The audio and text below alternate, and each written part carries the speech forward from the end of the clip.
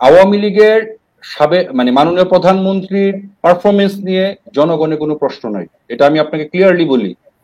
নেতাদের গ্রহণযোগ্যতা না থাকতে পারে, কিন্তু as a prime minister Sheikh হাসিনার জনপ্রিয়তা আওয়ামী লীগে এখন বরং বেড়ে, মানে কোনো কালেই কম ছিল না, বরং বেড়েছে। এটা আমরা এই যে ভুলটা আমরা করছি, আমরা এই যে ভুলটাতে আমরা এখনো আছি। শেখ হাসিনা কিন্তু এসে চিটাগং, কুমিল্লা, রংপুর, দিনাজপুর, ঠাকুরগাঁও বা 64 ডিস্ট্রিক্টের ব্যক্তি শেখ হাসিনা দাঁড়াতে পারবেন না। সেখানে দরকার আপনাদের মতো নেতৃত্বরা। আপনারা আমি আমরা আমরা আশা করি কি আপনাদের কাছ থেকে আমরা সেই মানে গার্ডিয়ানশিপটা এক্সপেক্ট করি। কারণ আপনারা যদি ফিরে আসতে হয়, বারবার জেগে ওঠার যে বিষয়টা আপনারা বারবার বলছেন, জেগে যদি উঠতে হয়, ফিনিক্স পাখি শেখ হাসিনা একা না। কারণ শেখ হাসিনার সাথে ফিনিক্স পাখি হতে হলে শেখ হাসিনার ফিনিক্স একা ফিনিক্স পাখি হয়ে উনি দলটাকে টেনে তুলতে পারবেন না। এখানে দরকার এক ঝাঁক ফিনিক্স পাখি, এবং ওই এক ঝাঁক ফিনিক্স পাখি যে বাংলার আকাশ দিয়ে যখন উড়ে যাবে, তখন এই ফিনিক্স পাখিগুলোকে দেখে লাখো লাখো ফিনিক্স পাখি তখন একসাথে হয়ে তখন একটি ঢল তৈরি হবে। তাই আমি মনে করি আপনারা যারা তৃণমূল মানে নেতৃত্ব মানে লোকালি বা গার্ডিয়ানশিপের ভূমিকায় আছেন, তারা শেখ হাসিনা উনি যে কর্মকাণ্ড করেছেন তার হাতকে শক্তিশালী করতে হলে আপনাদের কি ভূমিকা আছে সেটা আমরা একটু জানতে চাই। এই জায়গায় আমি আসছিলাম, আমাকে আপনি থামাই দিছিলেন। যাই হোক, আমি 1979 আমি সরি আমি একটু ইন্টারফেয়ার করছি, আমি একটু যুক্ত করছি যে তানভীর হায়দার ঠিকই বলছেন যে শেখ হাসিনাকে নিয়ে কোনো প্রশ্ন নেই।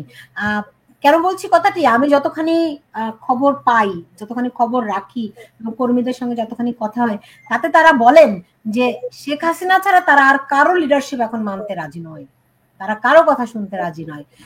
এমনকি আপনারা জানেন ওবায়দুল কাদের যখন প্রথম বিবৃতি দিলেন, কর্মীরা তীব্র প্রতিক্রিয়া জানিয়েছে। আমরা নানক ভাইকে দেখলাম, কর্মীরা তীব্র প্রতিক্রিয়া জানিয়েছে। তারা শেখ হাসিনা ছাড়া আর কারো কথা শুনতে চায় না। কিন্তু সেই শুনতে না চাওয়াটার পেছনে নিশ্চয় অনেক কারণ আছে, এবং এই যে কর্মীরা যে শুনতে চায় না, এটি কি মানতে রাজি আছে এই নেতৃত্ব?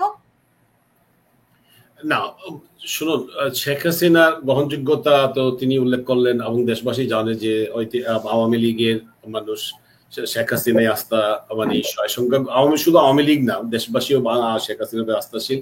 এবং আমি দৃঢ় বিশ্বাস যে কোনো অবস্থাতে শেখ হাসিনার জনপ্রিয়তা কমে নাই এবং বরঞ্চ ইদানিং কালে বেড়েছে। আমি আসল প্রসঙ্গটাতে আসি, আমার ব্যক্তিগত অভিজ্ঞতা। আমি বঙ্গবন্ধু 15ই আগস্ট বঙ্গবন্ধুকে হত্যা করার পর যে পরিস্থিতি সৃষ্টি হয়েছিল, আর 5ই আগস্টের পর যে পরিস্থিতি, আপনি যদি দুইটাকে আমার 1979-এ একটি কলেজ ছাত্র সংসদ নির্বাচনের বাস্তব অভিজ্ঞতা, বঙ্গবন্ধুকে হত্যা করার পর আওয়ামী লীগের শীর্ষস্থানীয় 90% নেতা কিন্তু মোস্তাকের মন্ত্রী পরিষদে শপথ গ্রহণ করেছিলেন। এবং পরবর্তী পর্যায়ে এই সব যারাই শপথ গ্রহণ করেছিলেন অনেকে আওয়ামী লীগের সাথে ছিলেন না, অনেকেই। আমার নিজের অভিজ্ঞতা, আমি 79 থেকে সক্রিয় রাজনীতির সাথে জড়িত, ছাত্র সংসদ নির্বাচনে যখন নির্বাচিত হয়েছিলাম, তারপরে থেকে আমি দেখেছি যে 15ই আগস্টের পর তারা যারা আওয়ামী লীগের নেতৃবৃন্দরা যেভাবে যে দায়িত্বটুকু পালন করার, কিন্তু তা পালন করে নাই। সেই সময় 16-17 বছরের একজন যুবক ছাত্র হিসাবে বা যুবক হিসাবে আমরা যারা এগিয়ে এসেছিলাম, আমরা কিন্তু ক্ষেত্র সৃষ্টি করেছিলাম ছাত্রলীগে।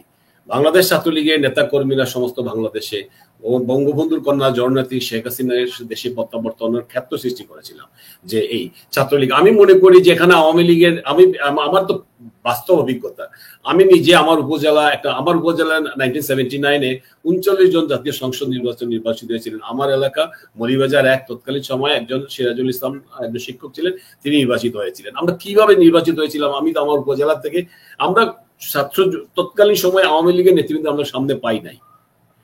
আপনাদেরকে এটা বুঝতে হবে। এখন মন্ত্রী, এমপি, স্পিকার, এমপি, জেলা পরিষদ চেয়ারম্যান, উপজেলা চেয়ারম্যান, জেলা আওয়ামী লীগের ভাইস সেক্রেটারি, এখন যারা আছেন অনেক টাকা পয়সার মালিক হতে পারেন, কিন্তু আমরা কিন্তু তৎকালীন সময় কোনো আওয়ামী লীগের নেতাদের পাই নাই। আমরা ছাত্রলীগের ওই গ্রামের ছেলেরা একত্রিত হয়েছি, থানা লেভেলে এসেছি, থানা লেভেল থেকে আমরা জেলা লেভেলে এসেছি, জেলা লেভেল থেকে জাতীয় পর্যায়ে পৌঁছার সৌভাগ্য আমার হয়েছে, আমি দেখেছি। তো এখন এটা কিন্তু শেখ হাসিনা বারবার একটি কথাই বলেন, অনেকবার তিনি এই কথাগুলো, যতগুলো অনুষ্ঠানে শেখ হাসিনা আবার আসতেছেন, আপনাদের খুব লক্ষ্য করে দেখবেন যে এখানে কোনো নেতৃত্বের প্রয়োজন নাই। যে যার অবস্থান থেকে ঘুরে দাঁড়ান, এবং যে যার অবস্থান থেকে ঘুরে দাঁড়াতে হবে। আমি নিজে দাঁড়িয়েছি, আমি আমার যদি ব্যক্তিগত কথা বলতে চাই না, আমি নিজে ঘুরে দাঁড়িয়েছি কিভাবে। আমি যখন সিলেট জেলা এমসি কলেজ ছাত্রলীগের সেক্রেটারি, বর্তমান জামাতের আমির যে ডক্টর শফিকুর রহমান তিনি তখন সিলেট মেডিকেল কলেজ বা ইসলামী ছাত্র শিবির সিলেট জেলা সভাপতি। আমরা তো এই যুদ্ধ করে এসেছি, যদিও হয়তো আমাকে দেখতে মনে আলাদা লাগতেছে, আমরা তো সংগ্রাম করেছি। তিনি যখন আমরা 90-এর গণঅভ্যুত্থান ঘটে সর্বদলীয় ছাত্র সংগ্রাম পরিষদ এবং ইসলামী ছাত্র শিবির আলাদাভাবে আন্দোলন করেছি, আমরা তো সংগ্রাম করেছি, আমাদের তো অভিজ্ঞতা রয়েছে। এখন আমাদের, আপনি বারবার একটা কথা বলছেন যে আওয়ামী লীগ, আমাদেরকে, আমি যেহেতু একটু সাংগঠনিক দায়িত্বে আছি, সুতরাং আমি বলতে চাই না, সাংগঠনিক দায়িত্বে থাকলে অনেক কিছু বলা যায় না, একটা সীমাবদ্ধতা আছে। তারপরও আমি বলি, যেহেতু প্রবাসে থাকি, বাংলাদেশের আইন অনুসারে নির্বাচন বাংলাদেশের প্রচলিত আইন অনুসারে, নির্বাচনের কমিশন আইন অনুসারে, বিধি অনুসারে প্রবাসে কোনো শাখা নেই, প্রবাসে কোনো শাখা নেই, আমি তাও বিশ্বাস করি। তারপরও বলি যে আমাদেরকে, আওয়ামী লীগকে, মানুষের শরীরে যখন অসুখ হয়, অসুখের জন্য, অসুখ যদি হয় তাহলে এটা ডায়াগনস্টিক করাতে হবে।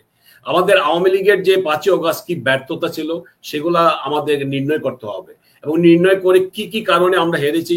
এবং সেই, আমি তো আমার দৃষ্টিতে আমরা জিএনজির কাছে হেরেছি, এবং ইউটিউব ফেসবুকের মিথ্যাচার বা আর্টিফিশিয়াল ইন্টেলিজেন্স হেরেছি আমরা। সেই একইভাবে যে আমি তো আমাদের সবাই, আমি একটা মিনি বাংলাদেশ, এখানে সমস্ত জেলার মানুষ আছে। গতকালকেও যে তরুণ প্রজন্মের সাথে কথা বলেছি, তোমাদের এগিয়ে আসতে হবে। আমাদের দেখুন, এখন আজকে হাসনাত আব্দুল্লাহ বা সার্জিস আলম যখন ইউটিউব ফেসবুকে সে আসে, তার ফলোয়ার্স বা পিনাকি বলেন বা আরো কেউ যদি আসেন ফেসবুকে, তাদের যেভাবে পিনাকি বাদে আওয়ামী লীগকে একইভাবে, বাংলাদেশ আওয়ামী লীগের এইভাবে সাদ্দাম হোসেন বা নাইয়ান সহ এই ধরনের ছেলেরা তৈরি করতে হবে, যারা যখন ফেসবুক ইউটিউবে আসবে, লক্ষ লক্ষ মানুষ যখন তাদের ফেসবুকে বা তাদেরকে শেয়ার করে ইউটিউব ফেসবুকে, এবং যতদিন না পর্যন্ত আপনি একটি, মানে আপনি যদি অস্ত্র ছাড়া যুদ্ধ করতে পারবেন না, আপনাকে যদি অস্ত্র করতে হয়, এখন যেভাবে তারা যদি বলে ইয়েতে আসো, রাজুতে আসো, আপনারও তো একজন রাজু থাকতে হবে। এখন আমরা তো সবসময় চেষ্টা করে যাচ্ছি, ইনশাল্লাহ আমাদের যেভাবে সাদ্দাম হোসেন এখন দেখি ছাত্রলীগের সভাপতি, যেভাবে যে পর্যায়ে হোক, বিভিন্ন মিডিয়া, ইন্টারন্যাশনাল মিডিয়া অত্যন্ত ভালো কাজ করছে ছাত্রলীগের সভাপতি হিসাবে, সবকিছু তুলে দিতে পারছেন ইংরেজিতে, ইন্টারন্যাশনালি। এখন নাইয়ান সো আরো তাদের বাইরে থেকেও যদি কোনো স্কলার যদি বেরিয়ে আসতে পারেন, বা আওয়ামী লীগের নেতৃত্বে এইভাবে বঙ্গবন্ধুর কন্যা জননেত্রী শেখ হাসিনার বাইরে কাদের ভাই বা আরো অন্যান্য যারা, আব্দুর রহমান সাহেব আছেন বাইরে, নানক সাহেব, জাহাঙ্গীর কবির নানক বা পররাষ্ট্রমন্ত্রী হাসান মাহমুদ সাহেব সহ ভারত, এদের বাইরেও যদি নতুন প্রজন্ম কেউ নেতৃত্বে আসতে হবে, কিন্তু শেখ হাসিনার বিকল্প, মানে এই মুহূর্তে এই যে সময়টুকু আমরা পার করছি, আওয়ামী লীগের প্রতিষ্ঠাবার্ষিকীতে আমাদের আজকের দিনে, আসলে আপনি আমাকে সুযোগ দেওয়ার জন্য, আমি মনে করি এই প্রতিষ্ঠাবার্ষিকীতে আমরা তো স্মরণ করি যারা আমাদের, যারা দলের জন্য আত্মাহুতি দিয়েছেন, শহীদ হয়েছেন, যারা সংগঠিত করেছিলেন, এবং এই দিনে কিন্তু প্রতিষ্ঠাবার্ষিকীতে আমরা শপথ গ্রহণ করি যে আগামীতে আমরা কি করতে চাই। আমি আশা করি যে আজকের দিনে আপনার যে এই যে বারবার জেগে ওঠা ফিনিক্সের পাখির মতো, যে আমরা যদি আবার জেগে উঠতে পারি 71-এর চেতনায়, বা নতুন যেটা একটা স্মার্ট বাংলাদেশ গড়ার লক্ষ্যে যদি আমরা নতুন প্রজন্মকে জাগাতে পারি, যেখানে আমরা হেরেছি কিন্তু জিএনজির কাছে, আমরা হেরেছি কিন্তু প্রজন্মর কাছে। আমি আপনাদের শোনাবো একটু কথা বলি।